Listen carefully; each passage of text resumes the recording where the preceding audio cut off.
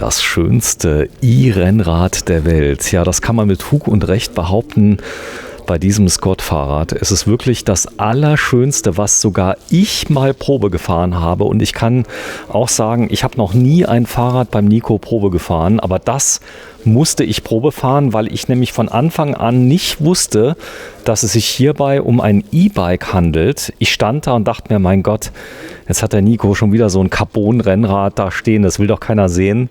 Aber A, stimmt das nicht. Auch Rennräder ohne Akkus laufen sehr, sehr gut. Aber mit Akku in dem Design, wo selbst ich nicht erkannt habe, dass es ein E-Bike ist, ja, das ist wirklich sensationell und dann noch mit der Farbe. Hier ist Nico Ockenfels. Grüß dich, Nico. Grüß dich, Sven. Hallo. Ja, das mal erzählt, du bist nicht so motiviert heute, aber ich habe gesagt, ich heiter dich ein bisschen auf und das kriegen wir schon irgendwie hin. Das kriegen wir hin, ja.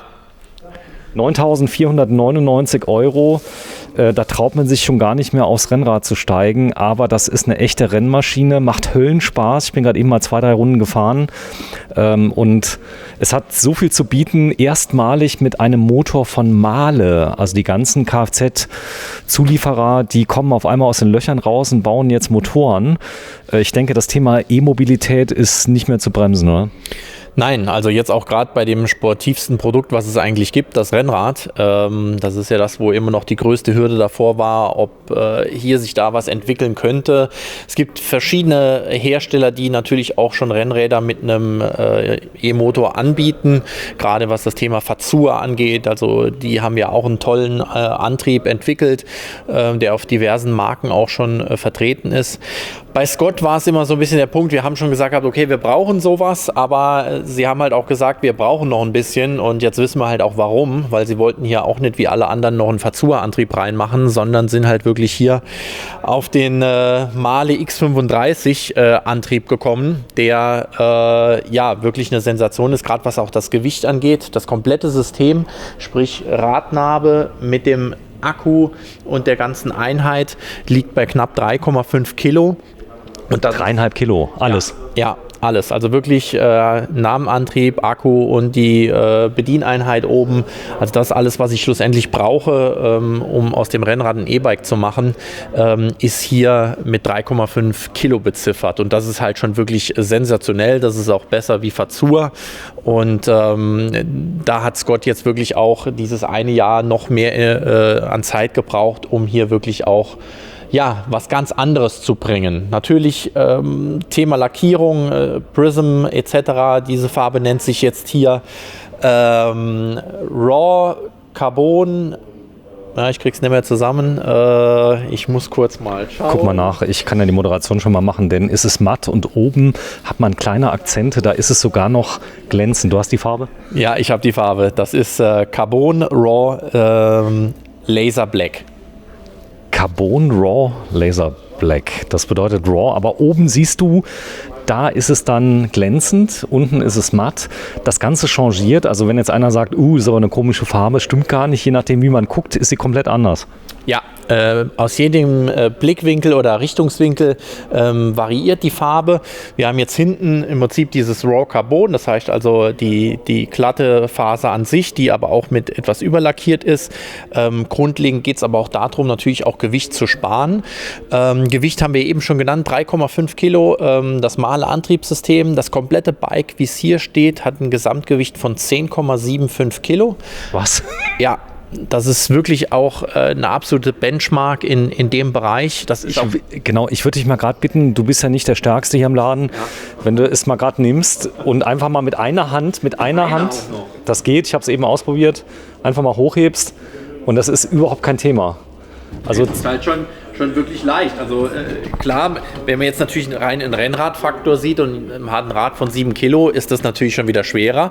Aber im Endergebnis muss man wirklich sagen, ist das ein super leichtes Bike. Zumal man kann den ja noch rausnehmen, den Akku. Spart man auch nochmal ein Kilo. Wir müssen auch dazu sagen, das hier ist jetzt nicht mit eingerechnet, sprich der Range Extender. Heißt also, wir haben ja grundlegend einen integrierten Akku, der im Unterrohr verschwindet. Wir haben hier 250 Wattstunden. Die der hat und zusätzlich den Range Extender, der bei dem Premium-Modell auch schon mit dabei ist, hat nochmal 208 Wattstunden. was ziemlich stark ist von der Optik her. Ich habe wirklich nicht, wir saßen da und haben uns darüber unterhalten, wie schlecht alles ist, ja, weil du keine Ware beikriegst im Moment.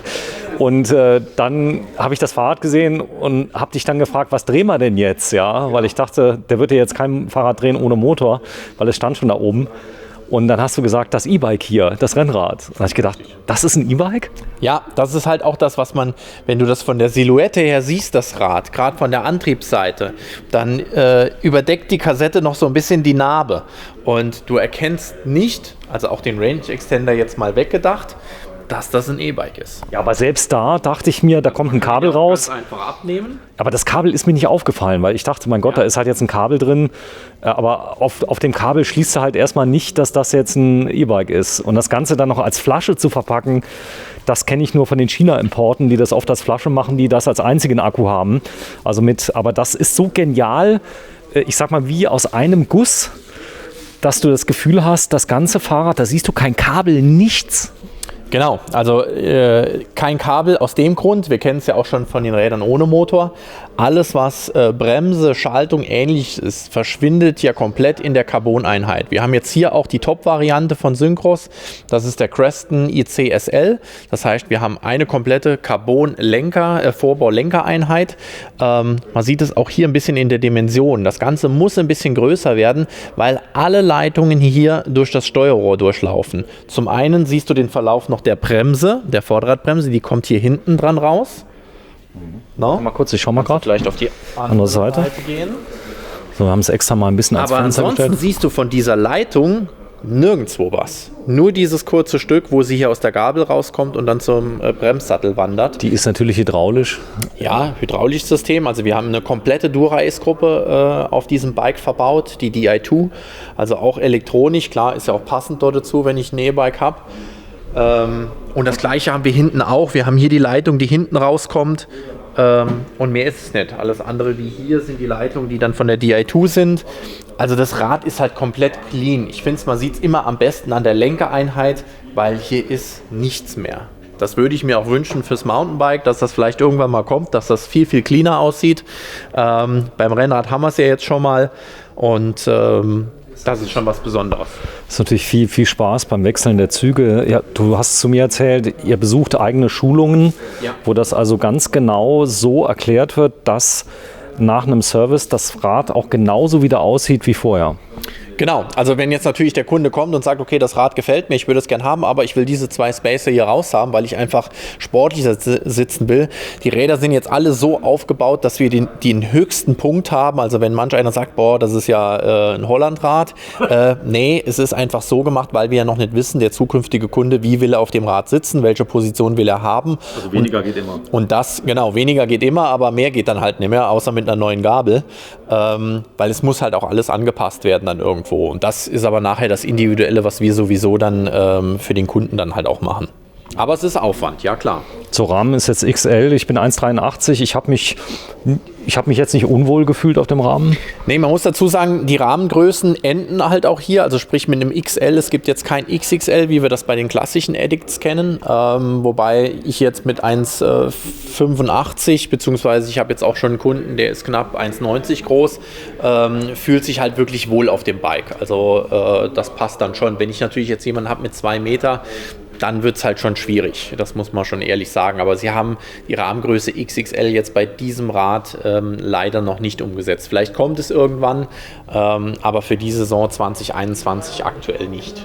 So, wenn du mir mal kurz den Range Extender mal langsam in die Kamera zeigst, von unten erstmal, dass man sieht, also da ist noch ein weiterer Akku drin. Genau, wir haben hier 208 Wattstunden insgesamt, die ich als zusätzliche Leistung zu meinen bestehenden 250 noch dazu buchen kann, also knapp 460 dann insgesamt. Das Interessante ist, der Motor ist nicht besonders stark, der hat 40 Newtonmeter? 40 Newtonmeter macht er, genau. Wir können ihn in 3 verschiedenen Modis einstellen. Das ist auch wichtig, dass er nicht stark ist, denn das Fahrrad wiegt ja so gut wie nichts. Ja, es ist halt angepasst auf die Gesamtleistung, nehme ich an. Genau, also es ist nicht der Weg, wie man jetzt sagt beim Mountainbike und ich habe dann 85 und noch mehr Newtonmeter etc. Hier geht es ja wirklich auch mehr darum, ich habe immer noch ein sportives, leichtes Rad, also auch vom Fahrverhalten. Das Rad fährt sich wie ein unmotorisiertes Addict. Das Handling von dem Fahren her. Das heißt auch über 25 km/h, die ich ja schnell habe beim Rennrad. Genau. Genau. Es fühlt sich nicht an, ich trete da keinen Motor entgegen oder so. Nee, also er klingt sich auch wirklich schön und sauber aus. Also der Übergang ist wirklich super harmonisch. Ich konnte es ja selber auch schon testen. Also das funktioniert wirklich perfekt. Das haben die auch wirklich gut drauf. Und das ist auch wichtig. Gerade bei einem Rennrad bin ich einfach auch mal schnell auf der Geschwindigkeit. Bei so einem Kunden hier geht es aber auch darum, dass Steigungen etc. einfach das Problem sind. Der kann, sage ich mal, am Fluss entlang hunderte Kilometer fahren, aber Steigungen sind vielleicht dann das Problem. Der Puls geht zu hoch. Wenn ich schon einen Herzinfarkt oder Ähnliches hatte, aber weiterhin Rennrad fahren will, dann ist das passende Rad. Wir sprechen hier jetzt natürlich nicht den Sportenthusiasten an, der auf jedes Gramm achtet und schlussendlich dann halt auch sich selber viel quälen will. Das ist ein anderer Ansatz beim Rennrad halt auch. Man sollte immer die zwei Perspektiven sehen. Der sportiv ist, wird so ein Rad nicht kaufen. Aber der immer noch oder sein Leben lang Rennrad gefahren ist, aber gesundheitlich es vielleicht nicht mehr kann oder eine gewisse Unterstützung auch haben möchte, für den ist es genau das passende Bike. Wir hatten ja ganz am Anfang uns darüber unterhalten, dass immer mehr Menschen die Freude zum Radfahren wieder gefunden haben, die vielleicht dieses Video sehen und sagen, ein E-Bike ist für mich nichts, aber ein E-Rennrad, das ist genau das, was ich suche.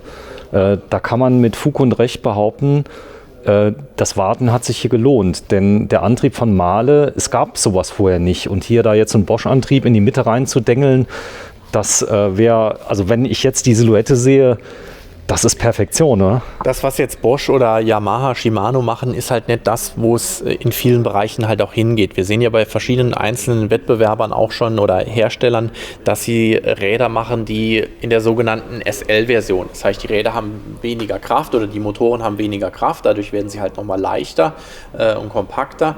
Und auch die Akkus, wir gehen dann nicht in Richtung 600, 700 Wattstunden, sondern durchaus halt weniger, ne? Und deswegen einen Fazur-Antrieb haben wir einerseits im Rennrad drin, den machen manche Hersteller aber auch ins Mountainbike rein, um halt wirklich ein leichtes Rad zu bauen. Trek beispielsweise hat mit knapp 16 Kilo ein Rad im vollgefederten Bereich, was den Fazur-Antrieb beispielsweise drin hat, ne? Also 15,9 Kilo E-Bike vollgefedert ist dann schon nicht so schlecht, ne? Ähnlich auch Specialized.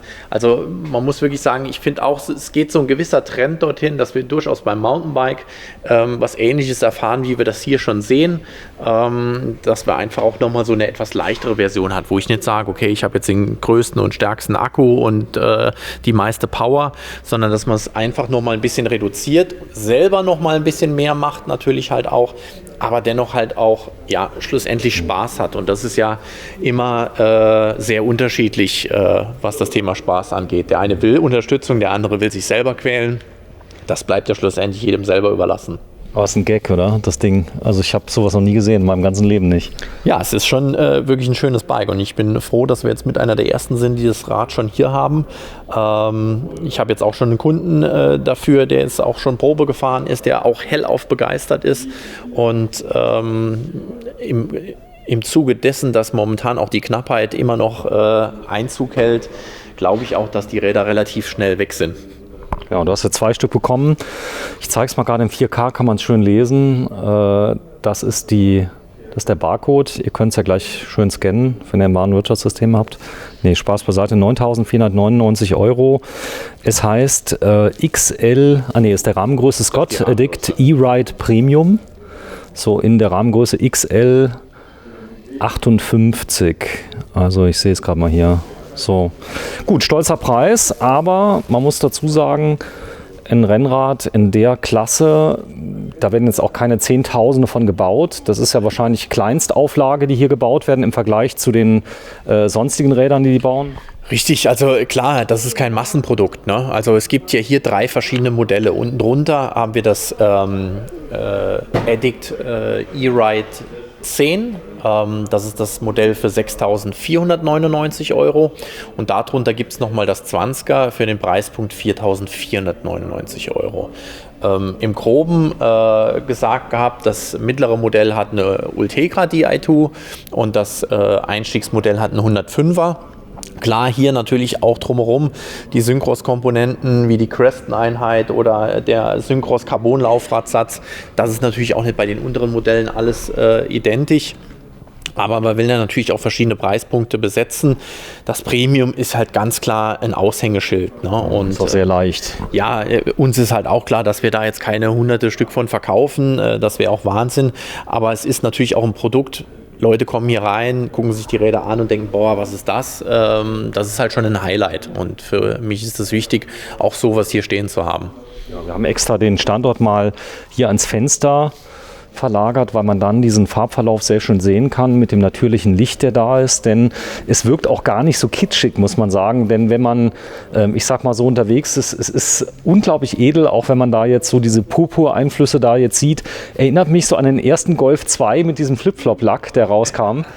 Der ja in meiner Jugend, das ist schon sehr lange her, ja.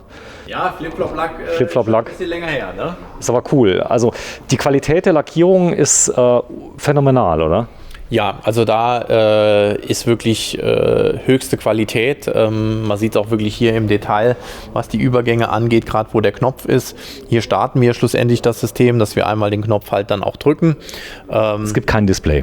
Es gibt kein Display, man kann es mit einer App koppeln, per Bluetooth beispielsweise, das ist kein Problem. Ich kann es auch mit meinem Garmin-System koppeln, auch das ist möglich. Und ich kann dann halt in 3 verschiedenen Modi auswählen. Also wenn ich den Offline-Modus nehme, noch mit dazu. Jetzt aktuell sind wir in dem grünen Modus, das ist die erste Stufe. Wenn ich die dementsprechend drücke und drücke nochmal, komme ich in den orangenen Modus. Und wenn ich jetzt nochmal drücke, zweimal, komme ich in den roten Modus, die stärkste Unterstützung. Wir haben das hier mal, um das ein bisschen nochmal anders darzustellen. Genau, Im Prospekt. Ich würde dich nur bitten, dass du mal die mal kurz mal in die Seite hältst und mal die Front einfach mal zeigst von dem Prospekt. Gerade mal die Front mit der Abbildung. Da vorne das Male drauf, dass man das sieht. eBOK One heißt der Antrieb, ist das richtig? Nein, das ist jetzt im Prinzip die Einheit hier. Die Steuereinheit? Die Steuereinheit, genau. Okay. Nur, dass die Leute es mal sehen, die Male noch nie gesehen haben, weil man kennt ja mittlerweile so viele Hersteller, aber Male war für mich jetzt auch neu. Die in der Autoindustrie beheimatet sind, die werden es kennen, aber auch ich habe es jetzt selber nicht gekannt. Ja, es gibt jede Menge Hersteller. Also, hier sehen wir das. Ne? Wir haben den weißen Modus, also quasi ohne Unterstützung. Dann wird es betituliert als Niveau 1, Niveau 2 und Niveau 3. Und ich springe dann quasi immer mit einem Tab, sehe ich, wo bin ich. Und wenn ich nochmal drücke, gehe ich immer auf den nächsten Modi. Ist rotierend, heißt also, ich fange wieder von vorne an. Ich kann jetzt nicht, sage ich mal, von dem mittleren Modi zurück. Das ist jetzt nicht machbar. No? Ich schau mal kurz, es gibt also noch die Möglichkeit, das Ganze dann nochmal zu koppeln mit dem PC und so weiter. Ich nehme an, ich kann noch ein paar Sachen auslesen. Da werden wir nochmal ein Video zu machen, wenn ihr das mal installiert habt, das Ganze. Also heute war es ja, es ist sehr, sehr frisch an Lager im Moment. Wann kam es? Ja, wir haben es jetzt erst bekommen. Das kam jetzt vor Ende letzter Woche. Donnerstag oder Freitag kam es jetzt. Genau, jetzt habt ihr ja trotzdem, dass es ja demnächst Winter ist, habt ihr sehr viel zu tun im Moment immer noch, oder? Ja, wir haben immer noch sehr viel zu tun, was auch gut ist. Aber unsere Problematik ist halt auch, sich im Detail oftmals mit solchen Sachen dann zu beschäftigen. Schulungen finden aktuell immer sehr, sehr verspätet statt. Also wir können nicht mehr auf eine Schulung direkt fahren, Corona-bedingt einfach. Es geht viel dann über E-Learning etc. Und da ist so ein bisschen der Punkt. Also man sieht auch hier, das, was jetzt hier angezeigt wird, der orangene Bereich ist jetzt nicht der Modi selber. Da kommen wir hierzu. Wir sehen hier den Ladezustand der Batterie schlussendlich. Momentan sind wir auf Orange. Das heißt, er bewegt sich zwischen 25 und 50%. Würde er jetzt quasi grün anzeigen, wären wir bei 50 bis 75. Bei Rot sind wir dann bei unter 25, dann noch mit Blinkfunktion. Und so wird es dargestellt. Gibt es auch Fehlermeldungen, das heißt, man braucht auch wirklich nicht mehr. Es gibt aber die Möglichkeit, eine App anzuschließen. Man kann sogar über eine Uhr, über eine elektronische Uhr, kann man die Geschwindigkeit auf die Uhr projizieren. All das werden wir mal zeigen, wie das Ganze funktioniert. Am besten, wenn jemand jetzt Interesse hat, klar, das kann ich jetzt online bestellen. Du hast einen Versand. Genau, haben wir. Also die Räder sind auch online. Wir haben aktuell 2 Größen, L und XL da. Die anderen Modelle, sprich die günstigen Varianten, warten wir jetzt drauf. Die sind aber auch im Anmarsch so langsam. Und, aber ich sag mal, bei rund 10.000 Euro und so viel Technik kommen die Leute auch schon mal vorbei und fahren auch schon mal ein paar 100 Kilometer. Ja, es ist natürlich immer so ein bisschen der Punkt, dadurch, dass wir eine allgemeine Knappheit haben, kann es auch durchaus sein, dass jetzt der Franzose, Spanier sich meldet und sagt, bei mir kriege ich das Rad irgendwie nicht mehr. Genau, ich hätte es gerne. Also das kann auch bei uns in Deutschland, egal wo, sein. Und dann, klar. Du schickst europaweit. Ist so. Also ich werde auch europaweit, genau. Genau, ich werde dieses Video in mehrere Sprachen subtiteln, also weil das mir ganz wichtig ist, denn das ist ein Produkt, es wird wo gebaut, der Rahmen? Der kommt aus Fernost? Der Rahmen kommt aus Fernost, ja. Assembliert werden die Räder aber in Belgien. Also Holland oder Belgien, das kommt immer ganz drauf an, weil das Scott-Lager ist in Belgien und dann ist der Weg einfach halt auch der nähere. Zumal ja auch gerade Antriebe oder so nicht unbedingt aus Fernost kommen. Man sieht das ja von Bosch etc. Die kommen ja aus Europa und man schickt ja keinen Antrieb erstmal nach Fernost, damit das Rad dort aufgebaut wird und dann wieder zurück. Das macht ja keiner. Deswegen werden viele E-Bikes durchaus in Europa montiert. So, und das hinten ist der Antrieb. Wenn du mal so lieb bist, erstmal runternimmst und nochmal von unten mal zeigst, dass wir mal sehen, wie sieht es denn von unten aus. Denn die einen oder anderen, denn da sind viele schöne Aufkleber, die liebe ich ja. Schlussendlich siehst du hier diesen Deckel, ja. No, der hier unten. Ja. Da würdest du nachher die Batterie entnehmen. Also auch diese ist rauszunehmen. Ne? Auch wenn es so aussieht, als wäre das Ding da komplett reingebacken worden. Nein, es lässt sich entnehmen. No? Ich zeig das mal gerade. Warte mal, da vorne ist eine Schraube drunter. So eine Inbusschraube, die kann man rausdrehen und dann kommt der Akku raus. Das heißt, sollte mal mit dem Akku irgendwas sein, man kann ihn rausnehmen. Ja, man muss nur bedenken, das geht jetzt nicht wie bei den klassischen E-Bikes. Wir haben hier natürlich auch die Welle vom Tretlager. Heißt also, wenn ich den Akku tauschen will oder tauschen muss, besser gesagt, muss ich hier noch ein bisschen mehr machen. Also es dient jetzt nicht dazu zu sagen, ich wohne im 5. Stock und will mein Fahrrad unten lassen, den Akku mitnehmen. Das ist in der Form nicht möglich. 9.499 Euro kann man auch mal hochtragen. Das ist ja nicht schwer, ne? 10,75 Kilo ist ja akzeptabel. Das stimmt. Nee, also Spaß beiseite. Also ich habe es bezeichnet als das schönste E-Rennrad der Welt. Also zumindest würde ich das jetzt mal im November 2020 sagen. Wenn du mal gerade eine Runde fährst und mir mal beschreibst, also wir haben unglaublich viel Platz hier oben, wie sich das anfühlt. Denn das ist ja deine... Ja, du kennst es ja schon, aber wenn du jetzt mal so tust, als wenn du es nicht kennen würdest. Als wenn ich es nicht kennen würde. Ich habe es ja eben gefahren. Es ist ein ganz komisches Gefühl. Da kommt richtig was. Ja, also man merkt den Antrieb durchaus. Das ist wirklich spürbar. Ne? Also ich habe es ja selber auch jetzt, hier ist es schon ein bisschen eng, aber das Rennrad ist halt auch schnell auf Geschwindigkeit. Deswegen ich musste schnell an die Bremse greifen, weil ja auch die Bremsen hier ein bisschen anders sind wie beim Mountainbike, was ich gewohnt bin. So, und habe dann, als ich hier gefahren bin, im kleinen Parcours, eine Hand am Lenker gehabt und eine an der Bremse, weil der kommt richtig. Wobei, das war noch nicht rot. Das war, glaube ich, orange, was ich hatte. Ja, aber du musst dann dazu sagen, dass das Rad halt auch in sich schnell ist. Also wenn du das Addict ohne Motor fährst, das ist einfach ein Rad, was immer nach vorne will. Immer. Es gibt dir quasi immer die Peitsche. Das ist schön gesagt. So, fahr mal. Das kenne ich von meiner Frau. Was noch vielleicht zu erwähnen ist, dass es vor allen Dingen sehr leise ist. Ist leise, gell? So, das war jetzt Höchstgeschwindigkeit 7 km/h, Augenblick. Krass. Also man hört gar nichts. Und der Motor ist an jetzt. Der Motor ist an. Motor ist an. Ja, ich bin ganz begeistert. Name nochmal von dem Fahrzeug? Addict E-Ride Premium. Addict E-Ride Premium in der Rahmenvariante XL. Wir sind bei WeCycle. Ihr habt 2 stationäre Vertriebe. Ein Fahrrad hast du stationiert in Riegelsberg und eins hier in St. Wendel. Genau, richtig. So sieht's aus. Plus den Onlinehandel. Öffnungszeiten sind von montags bis freitags von 10 bis 18 Uhr und samstags von 9 bis 13 Uhr. Ja, große Bitte, wenn das jetzt einer sieht. Farben, gibt es verschiedene Farben? Nein, es gibt jedes Modell, also das Premium ist wirklich dann in dieser Farbe. Das 10er ist schwarz, matt. Und das 20er ist in so einem silbergrau matt. Ist auf der Webseite auch. Ist auch auf der Webseite. Genau, so. Genau. Also da steht es jetzt, wenn Sie Interesse haben, große Bitte, gerne anrufen, aber besser ist noch eine E-Mail schreiben mit der Rückrufnummer und dann kurz dabei schreiben, Scott E-Ride Addict E-Ride Premium. Addict E-Ride Premium und dann einfach eine kurze Anfrage. Man kriegt umgehend einen Rückruf, aber es kann schon mal sein, wenn jetzt hier gerade Kunden sind, das klingelt und klingelt, dann denken die Leute vielleicht, da geht keiner ran. Nee, das ist nicht böse gemeint. Ihr habt doch kein Callcenter dahinter, sondern einfach am einfachsten eine E-Mail schreiben. An wen? Einfach an info@wecycle.de. Gut, info@wecycle.de, so wird es geschrieben. Ja, vielen Dank, Nico Ockenfels, im Versandhandel seit über 10 Jahren und mit 2 stationären Läden hier im Saarland. Einmal in St. Wendel, das ist im nördlichen Saarland, und einmal in der Nähe von Saarbrücken in Riegelsberg, Ortsausgang Richtung Heusweiler auf der linken Seite. Vielen Dank, tschüss. Ciao.